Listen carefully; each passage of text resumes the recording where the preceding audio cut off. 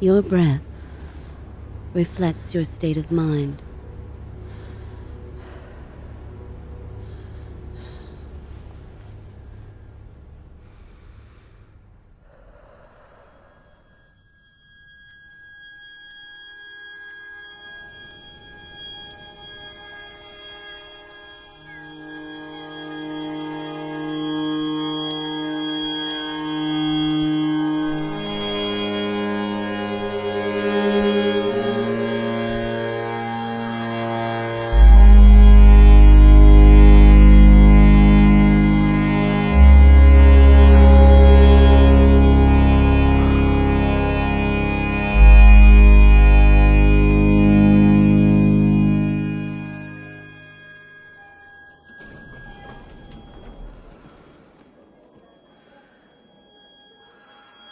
Your state of mind is influenced by how you breathe.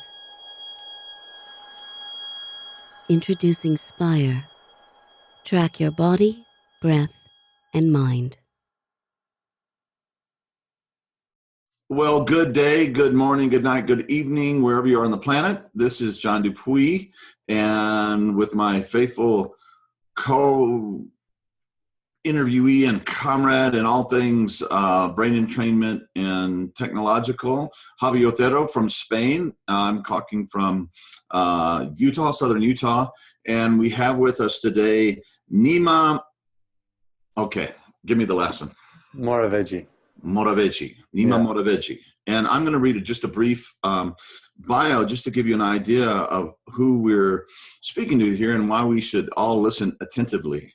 So Neema Moraveji, doctor, PhD, is the co-founder and chief scientist of Spire, the world's first wearable to track and influence both activity and state of mind. Dr. Moraveji is also an expert on the design and study of technologies that promote health and high-performing states of mind. As director of Stanford University's Calming Technology Lab, he studies how interactive products can mitigate the damaging and distracting effects of acute and chronic stress. He teaches the popular Designing Calm at the Stanford Design School, and his work has been covered in the New York Times, the Wall Street Journal, and NPR, among other esteemed publications. Well, Dr. Moraveji, Neema, welcome. Thank you so much for being here. Thank you so much. I'm excited about this conversation. Yeah, I was looking at your work. It must be stressful. It is. It's stressful being calm. No, so that's just an amazing story. And how did you come to this?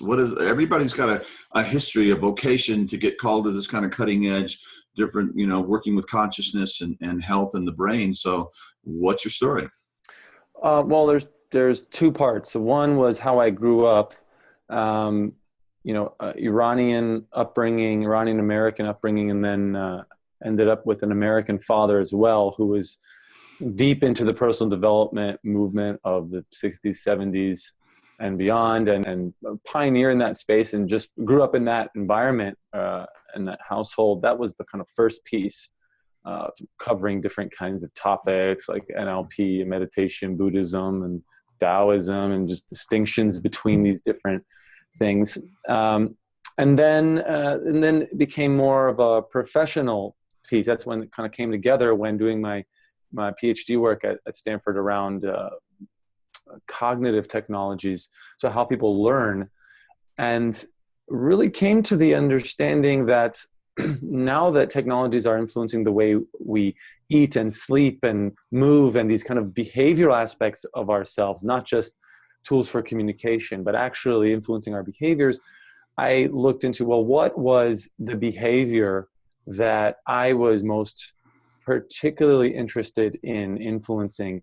And that was really more around our state of mind. And given how my upbringing, and I knew and had felt, how important that aspect of our being was, consciousness and all these different aspects of it. But how could you operationalize that the way that we operationalize physical fitness with things like calories and steps and exercise and the gym, and we make them so tangible so people are able to not only learn and grow and about them, but act upon them? how can we do the same for our state of mind, our consciousness? And that became the kind of fulcrum of my PhD research. And then that led into the lab and what we're going to talk about today. Well, great. Yeah. So what is yeah, I love it. You're able to summarize a hugely long life story in just a paragraph or two, 500 words. That's quite a skill. So what are you doing today? What is your cutting edge? Where are you at and where are you headed? Well, where we're at today is we have created a tracker. So it's an activity tracker, kind of like the Fitbits that you see and people are wearing. And it's measuring your steps and activity just like the other ones, but it's also measuring your state of mind. And the way it does that is by looking at patterns in how you breathe. So the connection between our breath and our mind is a very ancient one, and it actually spans culture to culture, languages. It's fascinating how intimate the connection is. But what was missing was unlocking that connection and making it available in a tangible way, the way we've done with so many things using technology. And so we've created a company around that. We've done a bunch of research around that and devised now I've actually commercialized a product called Spire around that. And I've actually devoted 100% of my professional time to that now and put the research hat on hold for the time being because it just takes a lot of energy to bring something like that out into the world. Yeah, tell us about it. We know. So what actually is this device? And do you have one on or something you can show us? Yeah, well, I do have one on, but I can also show you. So it is really like a Fitbit. It's a little stone-looking object. It has a clip, and it's a very strong, like stainless steel clip, and you just clip it to your pants around your belt loop, or women can also clip it to a bra. And what happens is that this side of it, the stone side, is facing towards your body, towards your torso. And as you're breathing, this subtle expansion and contraction of your torso is captured by this membrane. And then with noise cancellation using accelerometers and algorithmic techniques, we denoise the signal and you know how you're breathing. And then that information is sent to your phone. So then this little stone, it's a very lightweight, thin little stone, will vibrate and say, hey, you haven't had a deep breath for half an hour. You know, wow. And a lot of different things like that, like tracking how much calm you have in your day, how much tension you have in your day, and actually how much focus, like deep flow state focus you have in your day as well. Now, of course, it's not completely perfect in every way, just like any accelerometer-based or tracker-based device. You can shake things, you can get steps here and there, you know, but it's very good. It's very accurate. It's changing a lot of the way people live and carry themselves in their day, and which changes how they communicate, which changes their health, which changes their productivity, and so many things that you can imagine. Wow. Does that have to be like against the skin, or can it come through a shirt? Or no, it doesn't have to touch the skin. It can. It's totally fine. It's hypoallergenic, all that, but it doesn't have to. I just clip mine to my pants. I tuck in my shirt, and that's it. And how long have you been using this particular technology personally? Well, it's, the first prototype that we created at Stanford, it was a whole belt system. You literally strapped this kind of belt around your abdomen. That was about 2010. So now, wow, 6 years. So that was the early prototype. And yeah. And now I wear it, of course, daily, and many people do. and what are the changes? What are the shifts that when people begin to use this, and how long does it take to kind of for the average person to actually start noticing there's more awareness of their breath, and it just, I'm sure it begins to change a lot or everything, just experience being alive. That's what's really exciting about what we're doing. I mean, if you look at this whole wearables space, we didn't set out to create a wearable, by the way. We set out to create this possibility and sixth sense for people, and it turns out to be a wearable and all that kind of stuff. But if you look at this wearable, one of the one of the issues in this wearable space is that how long after I start wearing it, how long am I going to get the benefit? How long is it going to take? Is it going to take 2 weeks? Is it going to take months? Am I going to lose weight a year from now? Whatever. What we're about is, if you think about your breath and how breath awareness and this kind of self-awareness and self-regulation, how quickly it can influence your day. Our goal, and actually we've achieved it many times, is the first day you wear it, you're having literally transformative experiences. Now in this audience, I can use the word transformative. It may mean different things to different people, but I mean to literally transform your experience of a situation, how you carry yourself in a situation, to take a certain kind of state of consciousness and if you will, elevate it to your own, how you want to be carrying yourself, your own values. So these little reminders, like, hey, you haven't had a deep breath in a while, or you seem tense right now, you're breathing shallow. Oh, let me do something about that right now. That literally is the first day, and every day you wear the device. That's definitely the intent, and very much happens for many people. Wow, and I've been involved in what I call integral practice anyway for, I don't know, over 10 years now. And that means that there's 4 things you got to do. You got to work your body. You have to have exercise. That includes nutrition, stretching, strength training, cardio. You have to mental practice. In other words, listening, hopefully like these interviews and these that we're doing here, reading good books, great minds. Emotional work, you have to deal with states of consciousness that arise, you have to releasing traumas from the past, negative stories you might have created about yourself, and then have a ongoing spiritual contemplative practice. You put all those 4 things together, then you're really rocking and rolling in the transformative, fast lane. But I'm just wondering, would this device influence all of those activities? In other words, when I'm working out or I'm playing tennis, is this something like, would help me to get centered and come back to optimal breathing patterns, and whether I'm sitting and doing my meditation? Just talking to you, I'm starting to notice my breath more. It's just to put that out there. But so could it help in all those particular activities, or studying when I'm reading? Yeah, or writing? First of all, yeah. By the way, I think it's great that you have such a clear framework in your mind about how you engage in different things in your day.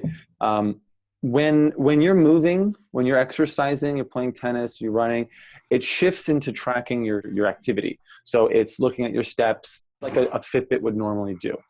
When you are working, when you're meditating, when you're commuting, when you're in meetings, it shifts into tracking your breathing patterns and giving you feedback about those. So that's very intentional, because you're absolutely right. It's not about meditating all day. It's about being active, being active, being calm, having that kind of deep stillness to cultivate that aspect, and also being that mental aspect that you're talking about, being really engaged and being deeply engrossed in something. That's a very useful and powerful part of it, and we track that as well. The states that the tracker, that Spire tracks, are activity, so that's a physical activity, then calm, tension, which is like you can imagine, anxious breathing and feeling anxious, and then focus, which is that deep concentration state. And the thing is as you know, the breath is a fundamental lever for whatever you're trying to do in life. What are you trying to cultivate in life? Are you trying to work on your emotional kind of awareness and communication with your partner or people at work? Are you working on your spiritual? Are you going deep in this kind of stillness and meditation? The breath or are you giving a speech at work and you want to just be composed? The breath is useful across all of those. So we very much are supporting what we think is the 2 simplest things one can track, which is how much you're moving and how you're breathing, that are actionable, immediately actionable to improve in these kind of holistic or integrative way of living our lives. Wow. Javi, do you have anything you'd like to comment on or ask at this point? I got a bunch of stuff, but I don't want to just dominate this whole thing. Yeah, one question. When you say the thing tracks your states and it gives you feedback, how is that feedback? Do you get, I mean, is it connected to an app, your phone? Is it a message, Okay. sound? How does it work? Right. Yeah, that's a great question. So the stone itself has a subtle vibration that it makes, so it just kind of vibrates, but it does require an app on your phone or iPad in order to do the processing of all the data that happens on the device. Sorry, the phone or the tablet or the iPod Touch. It also works on that. That app is where you can look at patterns, like, look at your day, look at your week. You can do guided experiences, like, oh, I really want to shift my state of mind. I can actually play, guided, audio guided experiences. I can configure some of these notifications. Okay, if I've been tense for a while, if I haven't moved in an hour, or also positive notifications, like you just had 30 minutes of calm. That's what calm feels like. So you might be meditating and get that notification. You also might be watching a movie and understanding and feeling the difference between watching a movie that's tense and not actually relaxing you versus, I had some calm in my day thanks to the movie. And that's okay. It doesn't always need to be meditation. It could be sitting on a bus, coming home, but actually checking in with yourself and reading a book and getting a calm streak. So that would be very interesting. I mean, I'm a pretty dedicated musician. I'm wondering how that would influence, I get in flow states, not every time I practice, but, often when I'm playing, performing, and it's yoga for me. I mean, it's a beautiful thing. I'm wondering, but I don't really pay attention to my breath. I can hear that, I don't know where that is, but I'm doing something else. And in a flow state, that's exactly what you want to be doing. You're engrossed in what you're doing.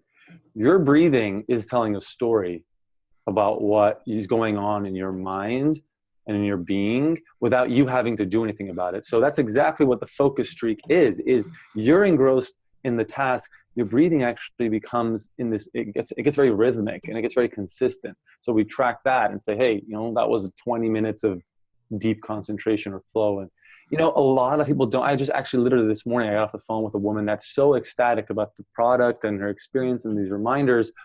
And she said, Neema, I'm not getting any focus streaks. And I tell her, look, it doesn't mean that you're not having any focus in the casual sense. Of course, people focus on things, but you're not having this deep concentration state or this deep flow state. And it's okay. Just start building an awareness of how that part of the day, and that's the place to start. And then you still think about removing distractions and am I feeling anxious about this work and all the things that can block us from getting in the zone. Besides I Awake, one of the hats I wear is I wrote a book called Integral Recovery, a revolutionary approach to treating alcohol as an addiction. And I'm seen as a, expert on addiction and recovery. Wow. And the precursor to relapse, or people are trying to get their lives cleaned up and stay sober, is anxiety and stress that builds up in the body, and over time, and pretty soon you kind of kick into that kind of trance-like state where you're going to the bar, or you're rolling the joint, or you go into those people's houses, where they have dope or something like that. And I'm wondering if just having this self-monitoring mindfulness thing would not be a tremendous help to get you back into a centered, calm state before it arises to that position. And if that is the fact, oh my God, we could save a bunch of lives with this stuff. I love that idea. We are literally on an NIH grant right now with a team that is trying to work on alcohol addiction for vets and military personnel using kind of this physiological self-awareness. I love it. I want to do that. I want to do more of that. I totally believe in it. And I think it's not a panacea, like with right. AA, there are so many different parts that need to come together, the community, all those things. But this is a big part. You know what I mean? This is your body, your self-awareness. And yeah, that's exactly how I frame it in Integral Recovery. Is like there's no cure, but you get enough nudges in the right direction, and pretty soon you're on a whole different board game. Not just about sobriety and dying from drugs. It's about optimizing yourself and realizing, et cetera, et cetera. So this would be one of those tools that would push us in 20%, 25%, anything. That is the difference between winning the game or completely losing the game. That's really, really cool. Yeah, I love it. I would be happy to engage with you in that and see how we can help. Terrific. when the device is tracking you, for example, how would it track you if you were sleeping, or how does it track you if you're standing or sitting? You're standing, right? I am standing. So that's a good question. The way that the device works and the breathing that it's tracking will change depending on your physical position.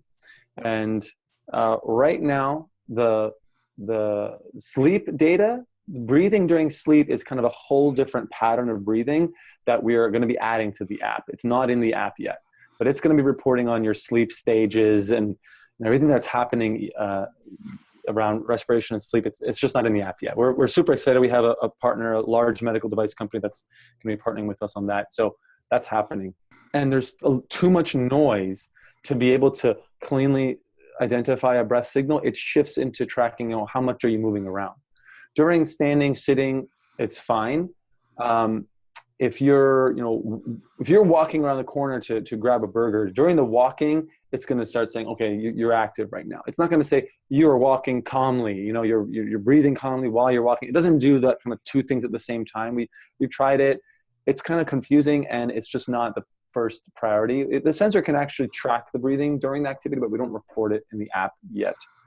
And then the important thing is just to have a good fit. If you're wearing very loose pants that are just kind of falling off you as you're walking, it's not going to be able to track it. It just needs to be, against your torso.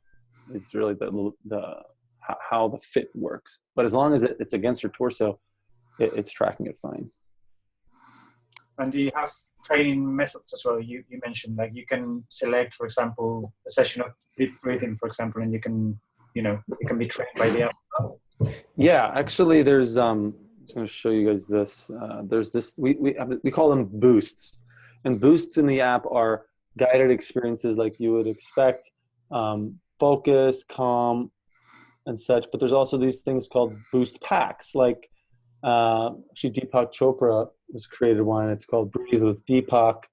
So you click that and you get a multi-day program to learn all kinds of things. Again, we talked about the spiritual component, the emotional component, the stress component. I mean, there's so many different ways to kind of use the breath. With Deepak, it's, reduce stress, quiet the mind. But then it gets into influence relationships, maximizing energy, using breath-based meditations. So it actually shows you how to breathe to achieve all these things. So they're training devices for breath control, basically. Right now, it is showing you your breathing. But the boosts are just guiding you auditorily. What we don't have yet is the audio listening and saying, oh, that breath wasn't deep enough. Breathe a little deeper. It doesn't do that yet. That's something that's in the works. It's actually quite complicated to do that robustly. So it's just something that's in the works. So anyway, when you get the device is pretty solid, and it's just the programming and stuff that will be evolving. So if a person purchases, they'll know you guys are working on it full time to just keep making it more effective. And oh yeah, I mean, this is more than full time. So we have a team of world-class engineers that we've created here and assembled. We're a 4-star product on Amazon. Or one of the top wearables in the world right now, frankly. And we really feel like we're leading the space around body and mind. There's people that are entering that space, and that's fine. But there's just a fundamental difference between what we do and what others do. And the difference is whether you're tracking heart rate and sweat level and heart rate variability and you're working on all that. The difference is actionability. The breath is so actionable. It's useful all day long. It's useful in almost any situation to say, where's my breathing? Done. I get that feedback. And because you're able to use the feedback so easily, you don't have to stop what you're doing, go do, an HRV session now to get back into the zone. Then you have to sit there and do this exercise. It's a compliance thing. It's like, if the behavior is hard to do, it just makes it harder to do. So give people the simplest feedback to make the biggest change. I like that. That's good. Yeah. Since you started tracking yourself with the device, how did it change you? So it continues to change me. One thing that we really have seen is that the breath is a lifelong teacher. This is why you have people that it can be meditating 20 years and they write and they acknowledge that they're novices. So in all my life situations, it's useful. I still try to get days where I get longer focus streaks. I don't get very long focus streaks. My mind kind of bounces around still. And when I do get a longer focus streak, I love it. And I try to set up my work to give myself those hour-long, flow states where I'm not bouncing around too much. Duration of streak is important to me. At this point in my practice and how I use the device, it's not just getting the notifications, although that's useful. It's duration too. Like, so when I get a calm streak, I might get a lot of calm in the team. I'm the person with the most calm, but I'm looking for the hour-long calms. I'm looking to go deeper because I know that with duration comes depth, of something, because you really give yourself space to go deeper in something. Absolutely. So that's part of it. And the notifications still help me. I mean, just the other day, I was in a parking garage waiting for my wife to come out of the grocery store. And I got a notification like, you haven't had a deep breath in a while. And I was like, I haven't. And I'm sitting here waiting for her. This could be a great moment for me to just kind of like let my mind settle a bit so that when she comes back in the car, like I'm fresh and I'm elevating the conversation and the energy in the room. And when is that not useful? You know what I mean? Yeah. And those little moments like that, instead of just like, stressing out or just sitting there and just checking email and right. You can just practice. Actually, use that. And so you had a 5 or 10 or 15 minute, whatever it is, moment just to go deeper. Absolutely. Mm-hmm. And it's really fundamental to the product that, the majority of our users are not deep meditator yogi types. They're people that they want to have a meditation practice. They want to have a yoga practice. They acknowledge and appreciate the benefits, but they don't have time, or they don't make time. It's difficult for them. And when I say them, I mean we, to move our life around, to prioritize those things. For whatever reason, maybe it's kids, maybe it's, giving yourself the discipline to, get up every morning at a certain hour, or, we all have things in our lives that kind of distract us in different Mm-hmm. ways. So the product is, the typical Spire user is actually like a 42-year-old woman, a 35-year-old man. These are for the woman. It's often, I have 2 kids. I have a hectic life. I need to manage this. I care about my health. I use the product. I don't have time to meditate. I don't make the time to meditate every day or something. So they use the product. The 35-year-old man is someone who is acknowledging the importance of their mind in their work, in their communications, and their health. And they really get they really get that. And of course, both sexes get both of these things. But it's just kind of a way for us to remember all the different reasons that people are engaging with the product and where they're coming from. It's not just like, oh, I'm a yoga teacher and I meditate 2 hours a day and I just use this to just go even deeper. Like they often are, that's a different crowd. I mean, they're using it too, some of them, but there's way more people in the country and in the world that are, they actually need the benefits. They're not just looking to stimulate their minds and kind of geek out on things. They need the benefit because they're dealing with a lot in life, and it might be a first step toward developing a practice. That when you start getting, wow, I can actually, just by paying attention to my breath, my world starts to transform. Then maybe if I took it a little further, so it might be the entryway into instead of an entryway gateway drug, a gateway transformational something, a path opener. I love that. Actually, the phrasing of that, this is very similar to the gateway drug, the breath. Oh, I never realized my breath. Yeah, someone did tell me, I noticed that I hold my breath when I do email. Like we hear that all the time. I do notice that. And I just it doesn't feel good. It can't be good for me. And then, then they get into it. And then you realize, wow, there's yogis that will tell you that the most advanced yogic state is Shavasana, where you're just present to your breathing and you're just, being with it and not even trying to change it in any way. You're just witnessing it. And how can that be the most advanced yogic state? Yeah. That's a question that it's, at least there's a space there to go on that inquiry. Yeah. I do meditate every day, and I've been doing it for about 10 and a half years. And, occasionally I'll miss a day or two, but I always double up. In other words, I miss my hour. I have to do an hour and a half for 2 days, or anyway, get it down to, at least about 40 hours a month.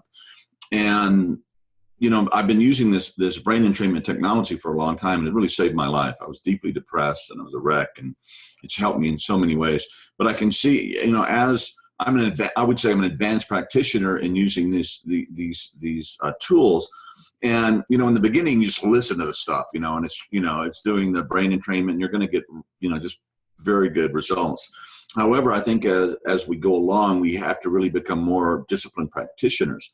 In other words, I'm listening to it, but I'm actually have to get through all my mental chatter, blah, blah, blah, and down to my practice where I can just sit there in spaciousness and slow down the mind. And actually, I do actually. So I was saying, somebody was saying the other, you can't really stop your mind from thinking. Well, it does actually happen.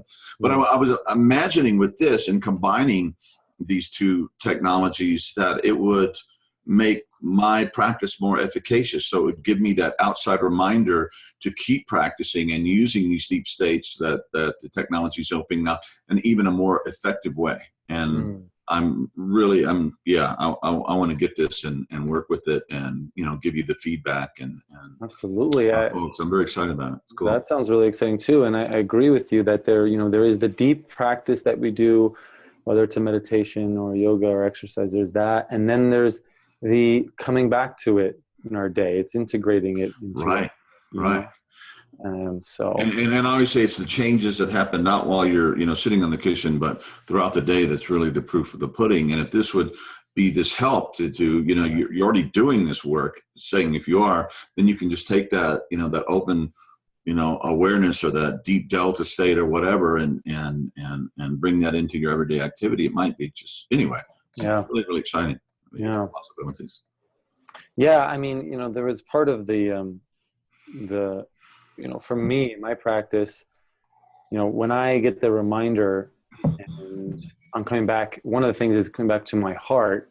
If I'm with my family or I'm at home, it's coming back to my heart. And then when I'm at work, it's coming back to my mind, it's coming back to my work and focus. I mean, and they're different. And I use the breath for different purposes. So, yeah. And kids use it? Do you know of any kids or teenagers using the thing? And Oh yeah. There's a lot of people that have bought it for their teenagers and use it. Maybe they have ADHD, or maybe they're depressed or bipolar. Therapists are recommending it. We don't have a clinical kind of practice where we're kind of saying this is how you exactly use it yet, but very much it's happening. I don't have data on it yet. It's been just users using it. But I mean, there's a woman that wrote a whole blog post. I can send it to you guys later. And just, I think she was bipolar and depression, just writing about how, and it's not even about our product. It's around the breath and herself. We're just kind of helping out, right? Just like the brainwave entrainment tool. So how much does this cost for somebody to get into this? It's $149. It works now with iOS devices. Mm-hmm. And we're building the Android app. We have a discount code that we would want to offer to the iOS audience. So I can provide that for you. Oh my God. I was thinking it was going to be a lot more expensive. I was like, okay. Yeah. It's no, I mean, we price it at, like these other wearables, right? I mean, like what are Fitbits, what are Jawbones and all those things. So. It's just remarkable. I mean, that's the Spirit Technology 2.0. That's what the theme of all these conversations are, and that we're beginning to use the technologies, tremendous technological advances that we have, the understanding of the brain, et cetera, to actually transform consciousness and to make life more livable, if you will, more joy, more creativity, more peace, more creative responses to, listen to the news today, the challenges. There's so many, we need to show up, grow up, and be present and get to work, but in a way that's awake, in a way that's effective, and not just John Lennon said, we can be part of the solution or part of the problem, depending on how we live our lives. And I just think this is just such a wonderful step in the right direction. And hopefully, it'll become as ubiquitous as, smartphones, right? And spread this technology. And it's like, okay, yeah, we have this brain, we have all this capacity to be so much more than we are, and to use the technology and the practice and the discipline and combine it, to it's not just one thing, but, you put enough of these things together and you have something that's much greater than the sum of its parts. And you really get into the next kind of evolutionary edge of where we're headed as a human family. So yeah, absolutely. I think that just given how much technology is a part of our daily lives now, then it's only the right thing to do to ensure that these technologies are helping us be who we want to be, and not just do what we want to do on a kind of instant gratification level, but also help us be the way we want to be, because they're really an intimate part of our lives. So we're trying to do our part to steer that ship in the right direction and provide that kind of awareness and growth. Yeah, tremendous. What a vocation. That's great. Javi, did you have anything else you wanted to add to this? Well, I just wanted to let you know that I find it fascinating, because you're kind of linking technology with breath, which is a really, really strong and important technology. And I often get asked, what is meditating? Do I have to empty my mind and all those questions? And I always say, just watch your breath. Don't change it. Watch your breath. Whenever your mind goes somewhere else and you come back, all those coming back, you're already meditating. There's no more. Of course, there are many, many ways of meditating, but that's the simplest. That's how I started. And thanks to your device, it seems that anybody could be meditating during the day, not even having to make room for it, make time and sit, or, I think it's an amazing idea, really. Thank you very much. It's someone that's been thinking and working in this space to see that. I appreciate it. It's just a lot of hard work, a lot of stress involved, as you can imagine. And I'm sure you understand. Yeah, and I'm just, again, there's so many applications, for police departments and military forces, and these people that are in positions that you have to make moment decision. You're carrying lethal weapons and blah blah blah. To be able to remain present and conscious. And there's all these stories about the police departments using too much force, and I mean, how much is that? It's just because they're under such stress. And and I was a military cop in a former lifetime, and you're never trained about the inner game. You're trained about the outer behaviors you're supposed to do, but you're never trained about, what do you do when you get in this situation? And, in a few seconds, it's going to determine, whether you use force or lethal force, or it's coming back at you, and you let this stress just build up over time, and then you just snap and you do, horrible things. So, big stuff.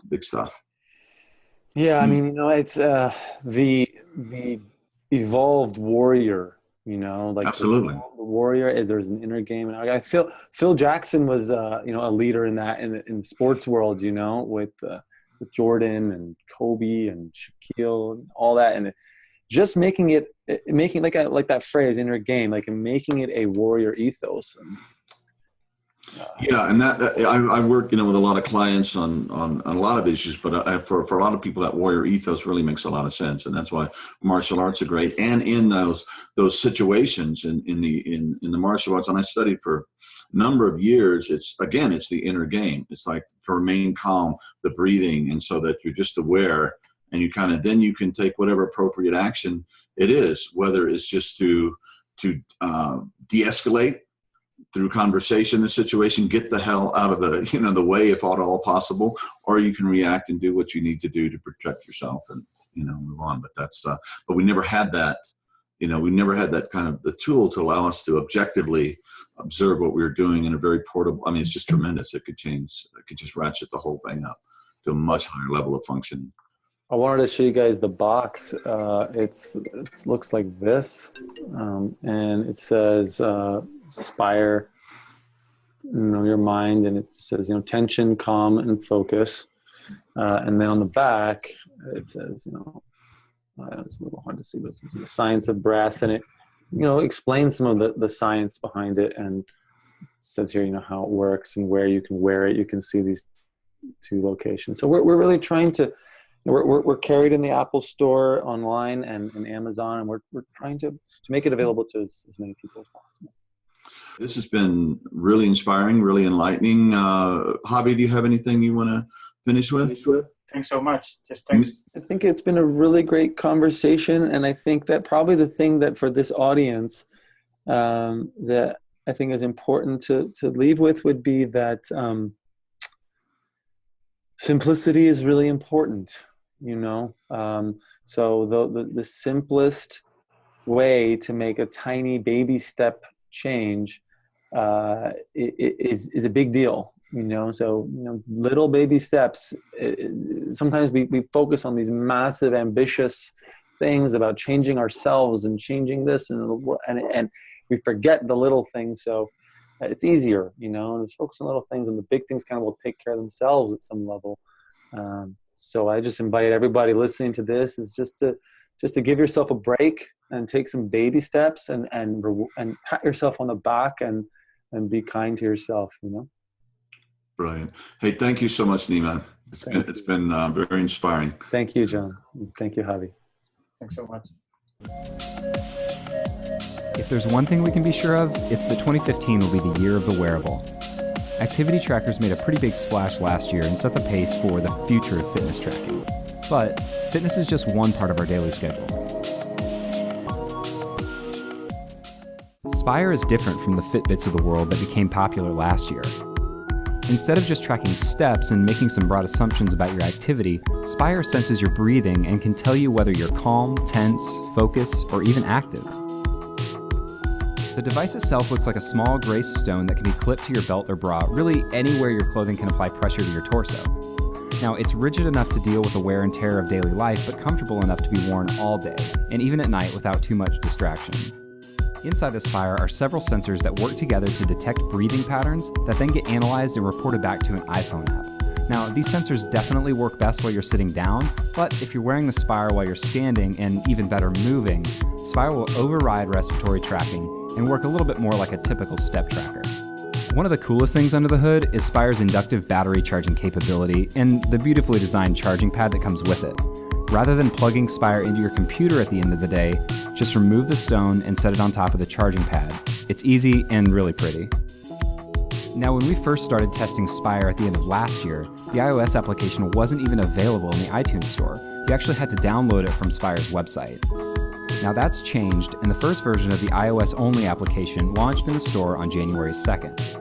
The iPhone app connects to the Spire wearable over Bluetooth Low Energy, and like other fitness trackers, the app itself is ground zero for all real-time data that you've tracked during the day. You can set up goals related to states of calm, focus, and active, and check your progress by looking at a pretty easy-to-understand pinwheel icon where all your daily metrics are aggregated. Just like breathing, the app really becomes more of a background process than something you feel required to check throughout your day. Where it's most useful is in the notifications. If Spire senses you've been tense for more than a couple of minutes, the app will send you an alert with the goal of actually calming you down. At the end of the day, you can see an hour-by-hour view of your progress and hopefully draw some connections between the data you're seeing and how you're feeling. Spire is one of the first of its kind to report respiratory rate to Apple Health, which in all likelihood isn't really that important to most wearers. Instead, Spire provides a simple solution that makes you think more about your state of mind while giving you a set of tools to improve it if you really want to. One major frustration we had with Spire is that it sometimes struggles to detect your breathing. This seems to be related to the kind of clothing you're wearing or if you happen to adjust positions regularly while you're sitting. Now luckily, the Spire app will send you an alert if it hasn't sensed your breath after a moment or two, so that you don't lose any of the valuable tracking information you're hoping to gain by wearing it. For its part, Spire is challenging the conventional wisdom of what it means to be healthy and what someone's health data looks like when it's tracked. Now, there are a lot of opportunities for a device like Spire, including everything from sleep integrations to acute medical care for patients with something like a respiratory ailment. For now, Spire does a great job showing us that being healthful isn't all about activity, but also about our state of mind.